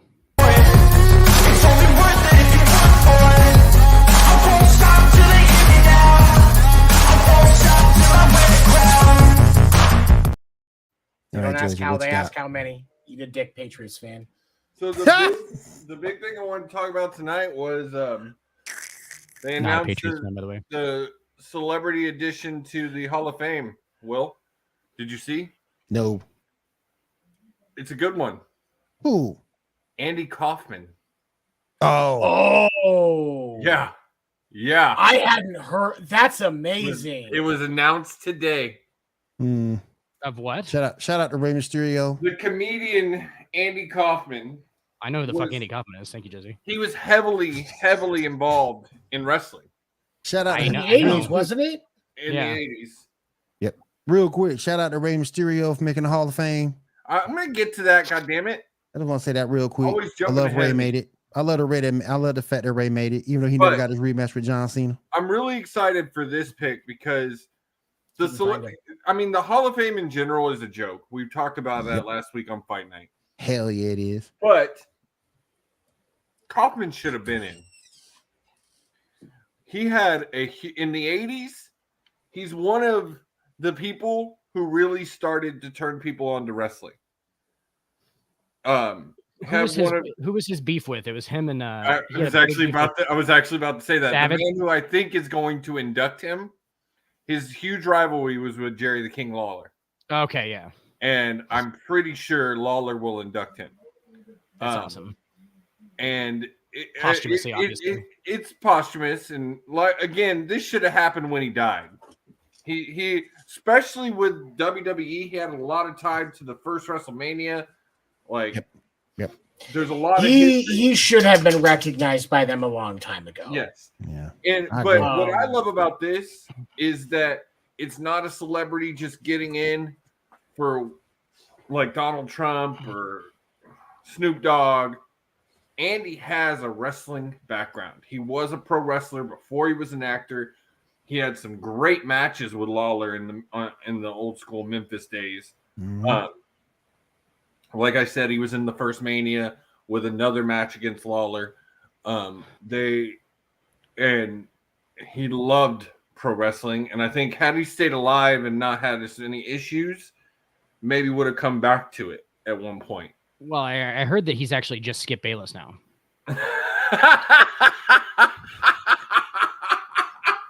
Can you imagine if Lawler goes up and introduces, he's like Andy Kaufman, and nobody expects anybody to walk up there, and Bayless just walks up to the podium. We're like, what in the fuck is going on right now? Well, I That's mean, Skip Bayless. Like, no, Andy Kaufman was a little method sometimes, so I could see him just coming out and being in costume and being like, all of a sudden he just takes his costume off and is like, yeah, I've been Skip Bayless all the time. Exactly. They He's talked either that about- or he's Giorgio they talked- Tsoukalos. Was it Taxi? Was it Taxi that they talked about? He was always method. He was always in character. Yeah. Yes. Like that was his whole thing. Like he would come on and people wouldn't know if he was serious or not. They'd be One like, of- we don't know if he's serious. The best portrayal of Andy Kaufman is in the movie Man in the Moon by Jim Carrey. That Oh. stars Jim Carrey. And Which they talk about.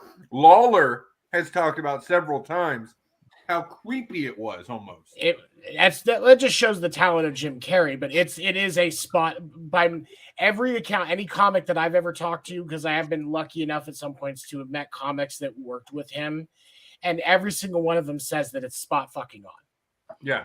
Lawler has said many times when they would when he was working with him for that movie, because Lawler's in it. Because Lawler and Kaufman were very intertwined back in the 80s.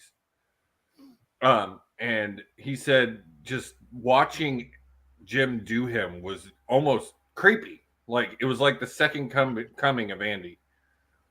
But yeah, I'm really happy with this pick. The Hall of Fame in general this year is one of the better ones I've seen in a while. Like Will said, Ray's getting in. Another great induction. Deserves it. I find it weird that they're inducting him while he's still wrestling. It's different. They don't usually do that. I'm wondering if maybe he's going to gonna die. retire at the end of this year. Or they kill him in a match. Well, what I'm pretty sure is going to happen, the way it looks like it's going, because they haven't set up his match with his son yet at Mania. I think Dominic's going to interrupt his Hall of Fame speech, and that's what's finally going to do the match. Whoop his ass. And then, Will, who's the other one? Owen Hart. Whoop his ass. Will, who's the other one? There's a third. You would get me to say it. Oh. Tori Wilson. No, Stacy Keibler. Stacy Keibler. I got issues with that. As we said last week, in this Hall of Fame for the WWE, she makes sense. It's a toy Hall of Legitimate Fame. Hall of Fame, she does not make sense. Nope. In WWE's Hall of Fame, she makes sense. But not in the legit Hall of Fame. Because all she did was manage a few people and ran a couple of damn promos and a few vignettes in the bikini. And looked fucking fantastic. Yes. She was And bad. she was below average in the ring at best. Oh, like yeah. the couple of times I saw her wrestle, it wasn't really anything. Like I was a preteen boy, so seeing her legs go on and make an ass out of himself was very, very distracting. But talent-wise in the ring, she was fucking horrible. Yes, I didn't even know she was wrestling. They haven't really made like a lot of deal about it. They haven't done like the clips like they've done for Kaufman, done for Ray. I just think Stacy don't deserve it, man. I really think they're inducting her more for her managerial time than anything, because you got to remember she had testicles over. Will That's she true. She had test over That's in true. the testicles. And she got stunned by Stone Cold Steve Austin. And she said that's stunned like a champ too, because he got it in good on her. He got it in bang. How do we wait a second? How do we even know who Rey Mysterio is to induct him into the Hall of Fame? Isn't that like his whole? If you go back to WCW, his mask was off. Yeah, he ran through a whole bit without his mask. Today is the 24th anniversary of it. His name's Rey Mysterio. We shouldn't know who he is, okay? Rey Mysterio Jr. We know who he is. But no, we're just a little bit more than a week away from Mania. It is coming. I'm more excited for it than I was a couple of weeks ago. They put some matches in it that I'm happy for. I think the the Usos versus Kevin Owens, Sami Zayn, I'm excited for that. That's going to be a great match. The Edge and Balor match, which it's been pretty much said. Edge cut a promo on Raw tonight and said, "Bring the demon. The devil wants to meet him." It better be that the fucking line. I popped so hard for that line. I think Stacks is going to get his wish. Fuck you. Climax. That was the climax, right? Just waits for the right line. But I just frosted that snow cone. Yeah, he did. Count it. I think Stacks is going to get his wish. I think we're going to get Brood Edge versus Demon Balor. Work for me. Work for me. There's a couple of matches that suck. Almost versus Lesnar, stupid. I can't get behind this new I can't even think of his name, Bray Wyatt. And I'm not excited for the Bray Wyatt Lashley match, but there's going to be some great matches. One damn thing. I'm not excited for a 2-night Mania again either. I know one damn thing. Rhea better go over Charlotte, damn it. She beat Bayley tonight. If that don't happen, I'm mad as hell. Rhea deserves that championship. But is Lesnar a heel? No, right now he's playing. He's running face. He's running face right now. Yep. He should always be a heel. Well, right now he's running the good old country boy storyline. Just it's probably the best. Just natural Brock. He's not doing any real gimmick. He's just playing himself. Yeah. Which I love. I've got to say, I've listened to this a few times. Go back and watch that interview with Pat McAfee. Oh, it's so funny. It's so good. Funny. It's so good. Funny. No, but I'm loving this Lesnar more than I've loved any version of Lesnar since he came back, because it's just true Lesnar. You're just meeting the guy. And I feel like I've honestly enjoyed and gotten to like the character a little bit more seeing this side of him. And I honestly believe Lesnar's about done. Like, I think he's coming to the sunset of his career. Like, what more he got to prove? Nothing. Absolutely nothing. He will Nothing. go down as one of the most dominant in WWE. Goldberg's contract, don't forget, Goldberg contract is up. He is a legit free agent. I think True Lesnar, though. He going to AEW. Fuck you. Cody, not that stupid. There is when it comes to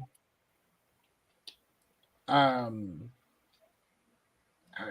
it, I can't remember what I was gonna say. You guys distracted me. It's all right. We sorry. Take another hit of that. Take another hit of that. These drug tests. I got one. So on other news, if you count, if you take it 7, interrupt me. But on other news in AEW this past week, you did have a big debut. Taya Valkyrie made her debut in AEW.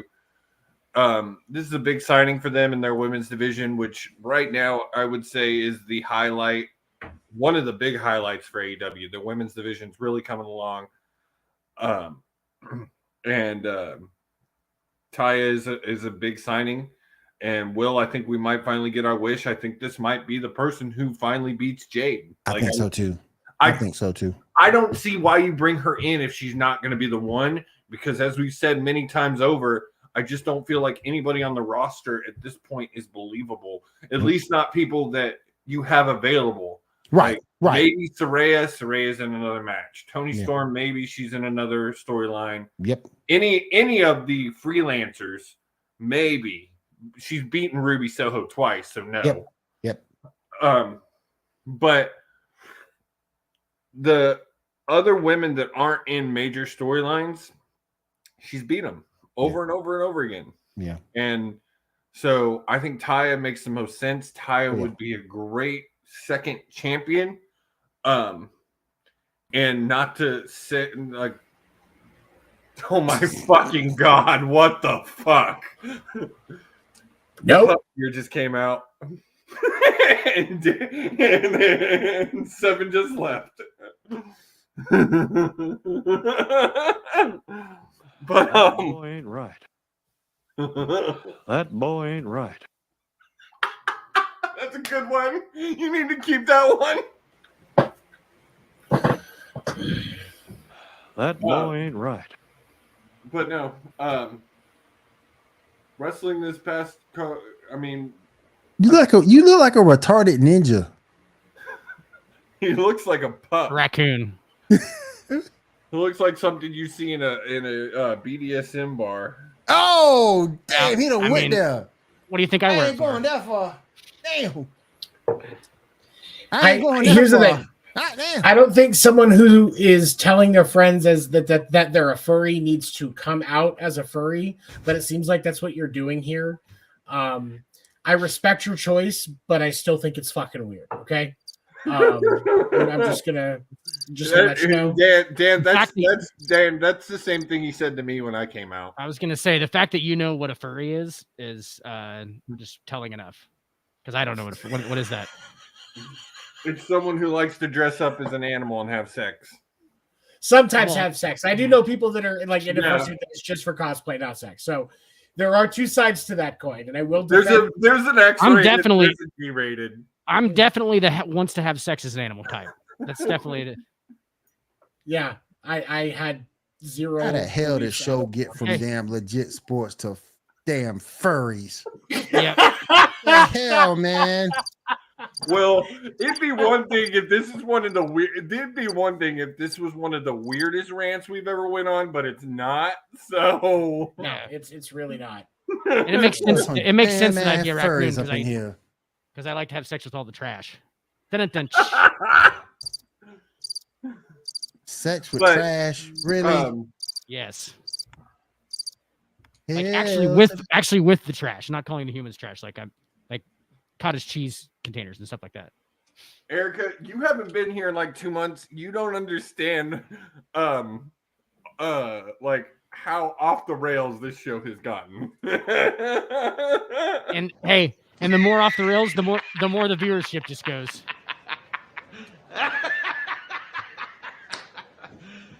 But, We're like the Bussin' with the Boys podcast on meth. Like if you bought it on Wish and a meth pipe, this is what you would get. yes. What is busting with the boys? That's Will Compton and Taylor Lewan's podcast. No, Wow. 7. What we are is we are the Wish version of the Pat McAfee show on DMT. Sounds like a lot of Or acid. I think acid would be that we are the Pat McAfee show from Wish on acid. I think that's the accurate. Man, there's some bull. description. There's some bull drinking. I'm finna disconnect all y'all. Yes. I'm We'll disconnecting never all know y'all. sound since the last time we've been on. My internet still comes on like that. That's normal, right? But real That's quick, how to we close still have out my it connected in segment so we Nebraska. can move on to baseball. And get the hell out of here. We had an hour and 40 minutes. Yeah, so we need to move on to baseball. So wrestling is kind of in its holding pattern that happens every year at this point. We're coming into Mania. Biggest week of the year is coming up for all wrestling companies. Going to be some great wrestling in 2 weeks. I'm excited for that World Cup that Did you New guys see a raccoon come Japan. through? I'm trying to catch it. Will, are you excited for that World Cup that they're putting on with Impact and New Japan? And Yep. That's gonna be fun. I want to So, see that. Yeah, we're gonna have probably some big news coming up in the next couple of weeks with wrestling as we get closer, and then everybody knows that Raw after Mania is always huge. So, all right, that's all I got. All right, guys, let's go ahead and move over to the 7th inning stretch to wrap this puppy up. Let's go. I wanna be the best in the game, invest in my name. Check no restraints, I'm obsessed with the pain. I ingest, I retain, assess and I change. Possessed by the thought I'll be free one day from society's restraints. All right, 7, what you got, man? So to start it off with the World Baseball Classic, couple of Man, things. both my picks are out. What the fuck? Mexico lost tonight. That's them damn 6-5 furries, to that's why. Japan. Well, there's our final. Japan will be facing the United States tomorrow night in the final. The U.S. gets to defend the World Baseball Classic title that they won in 2017. Japan has some notable. Yeah, I can't fucking talk.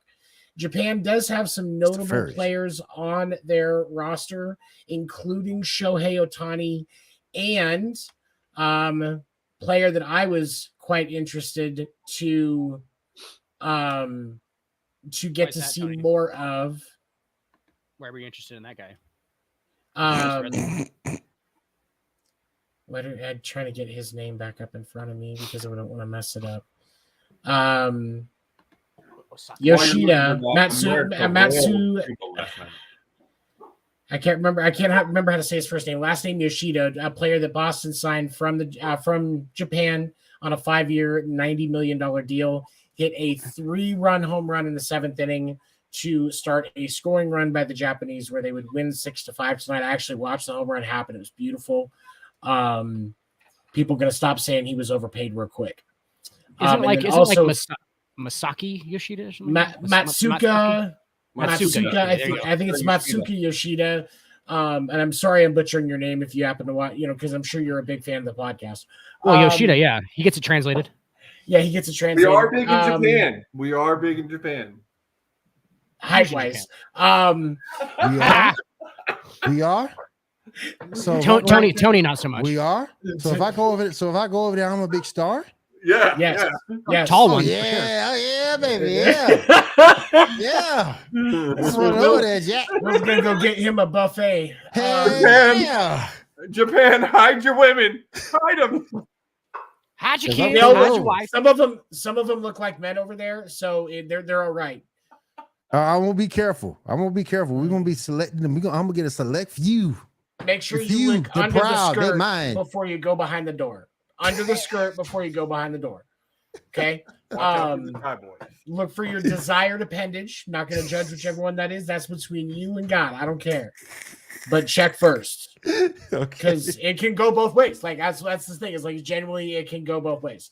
Now that Those I'm are done some being racist, Good-looking now, little men. No, But the Japanese people, they day our actually air is just gonna appreciate their I'm culture. going and they over don't mind there. jokes. Anyway, so but obviously Shohei also a force on the Japanese team. So Team USA, Team Japan tomorrow night. I believe the game starts at 7:05 Eastern. US versus Japan, or as I am going to call it on Twitter until I get suspended, Pearl Harbor 2.0.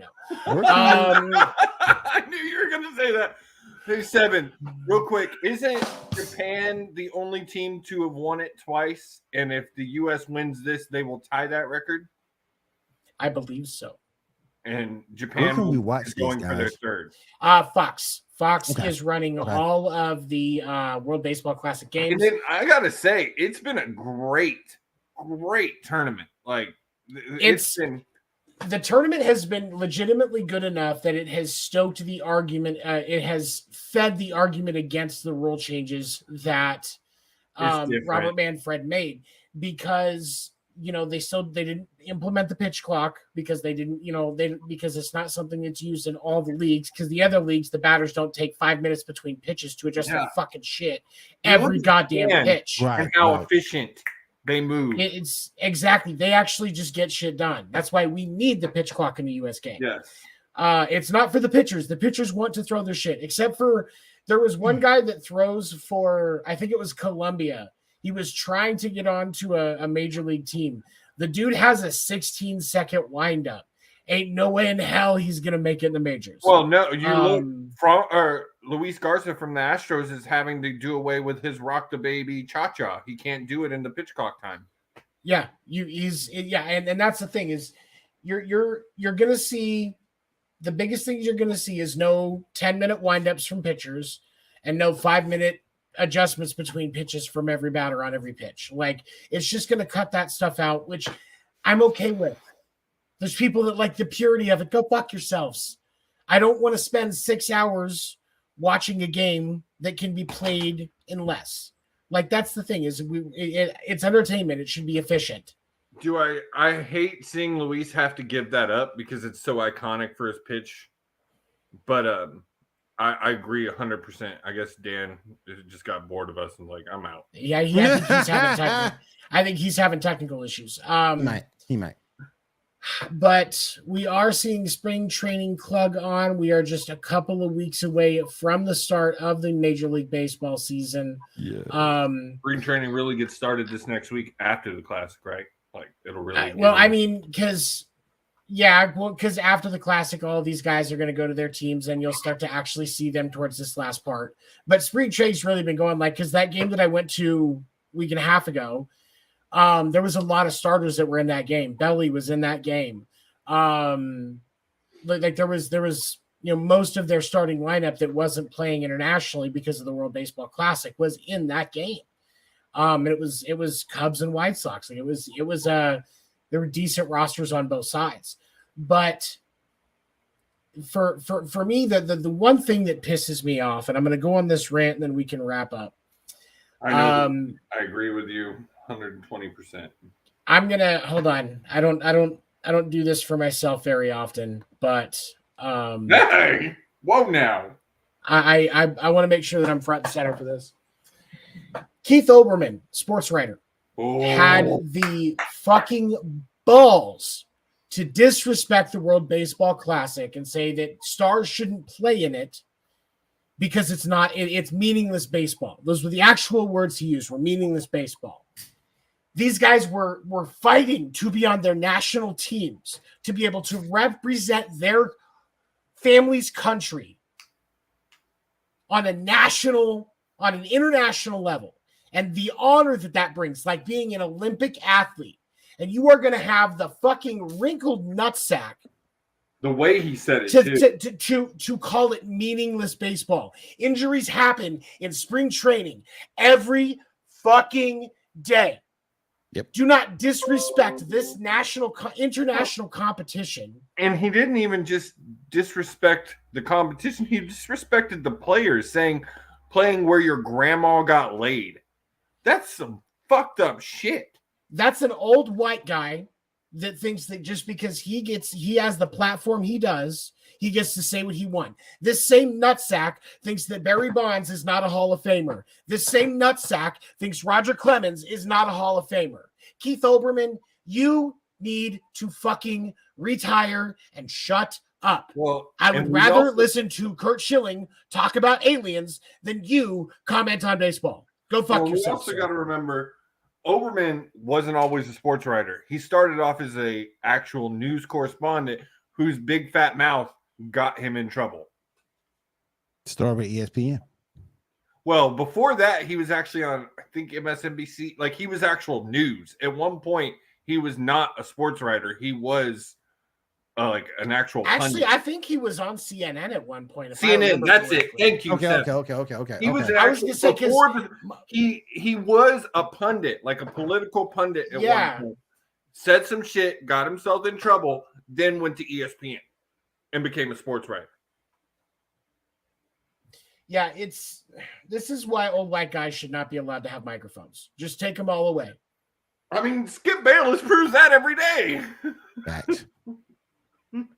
This dude was saying that Skip today was saying on Undisputed that he thinks because of the fact that the Cowboys got Brandon Cooks that they are contenders. Oh my god, Bro, you guys Brandon don't have a Cooks competent is coach or a not- competent quarterback.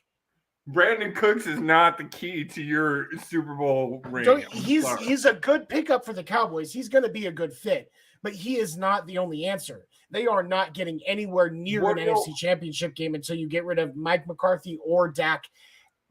You need to get rid of both to get to a Super Bowl. What do you want to bet me that Cooper Rush starts 4 games next year at the least? Dax gets hurt at some point, and Cooper Rush starts 4 games next year. Easy. Oh yeah, Dak's not playing a full season. Yeah, 4 to 6. He'll miss 4 to 6 games. But yeah, I 100% agree with you on that take. That's some bullshit. Like, It's if fucking that's the case, disrespect. if that's the messed case, up, the man. Olympics needs That's to go jacked away. The World Cup needs to go away. The U.S. exactly. This is these competitions, and Olbermann would understand this if he didn't have his head up his ass. These international sporting competitions are about international camaraderie and diplomacy, and and they also revive giving- the sport. You look at what this has done for baseball. Exactly. It helps invigorate interest in the sport in each of its communities because it's one team on an international scale. Now, when you look at the when you look at it, it's disrespecting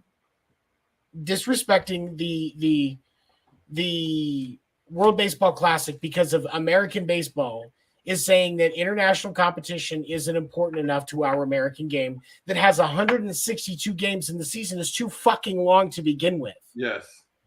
That's the change that they should make to baseball. Yes.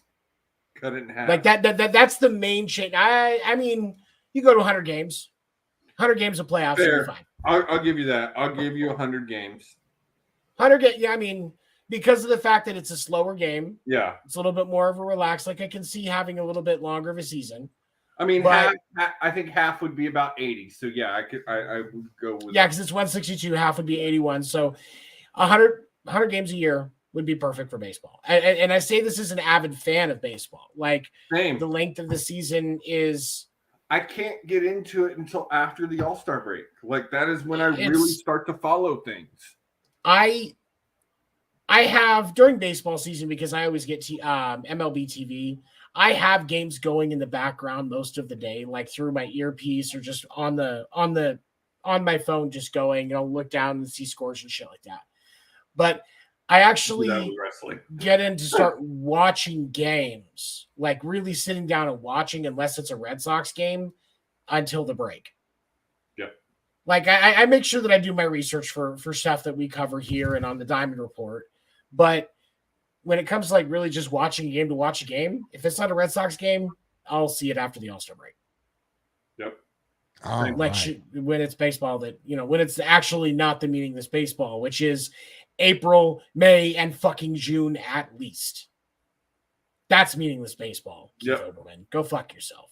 And And on that note, if no one has anything else they want to get into, don't forget to tune in tomorrow night, Sports Report Fight Night. Myself, Josie. I think the whole crew's back tomorrow night. Should be the whole crew. And I heard we might have a special guest, the Moose and champion of the world.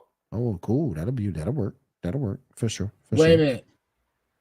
Yeah, your boy Toy might be there tomorrow night. Your boy Toy my might be there. my big piece of juicy man meat. Your Canadian beefcake. Whoo! Whoo! Lord! Oh Lord! Oh Lord!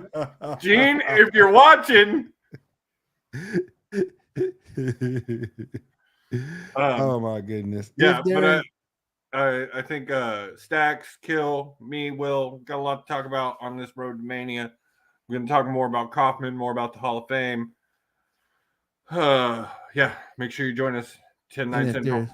And if there's nothing else, for myself, Josie, Seven, Dan, my girl Erica down there. Erica, hang out for a little bit if you could. We want to thank everybody for being with us tonight on the Sports Report. We will be back here, same bat time, same bat channel for the Sports Report podcast. We'll see you guys next week. Everyone take care. Even when you feel low, you can still go. Even when you feel slow, you can still go. Even when there's